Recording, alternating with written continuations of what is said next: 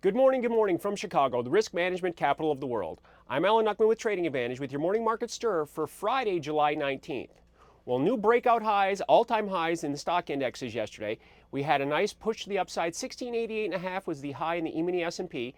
The close was 1680 and one half, which actually happens to be the previous high. So it closed at the previous all-time high, but it did end up being up 5 points on the session. So we had a 0.5% gain in the S&P and in the Dow futures. Dow futures yesterday added a few points yesterday. 15,481, 15,553 was the high on the session. The Nasdaq wasn't so well off in retrospect here. Looking at the Nasdaq, it was down 31 points yesterday. We had a lot of tech earnings came out, kind of hit that. The high of the session yesterday was 30.87, finished at 30.47.5, down 31 points. The cash Nasdaq finished unchanged essentially on the day. The dollar index was up a little bit, up 11 points, 82.96. The euro currency was down 10.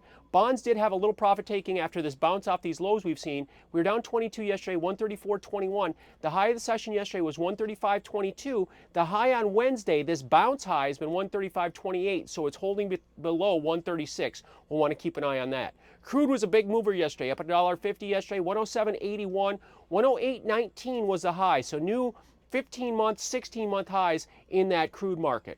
Gold was also positive, up $7, 12.84. 12.73 was a low, so it's holding that 12.67 breakout here on these pullbacks, and then it did bounce higher once again. So look at the action here on this Friday morning. We do have option expiration in equities to keep an eye on. The markets are somewhat steady. We're down 1.5 points right now in the E-mini S&P, 1679. Dow futures are down 25, 15,456. And the Nasdaq's continuing to move lower, down another 7 points at 3041. The dollar index right now is down 7 at 82.89. We talked about 82.50 as the midpoint support from the last couple of months here. It did get down to 82.47 here earlier in the week, but we're back above that at 82.89 right now as we stand.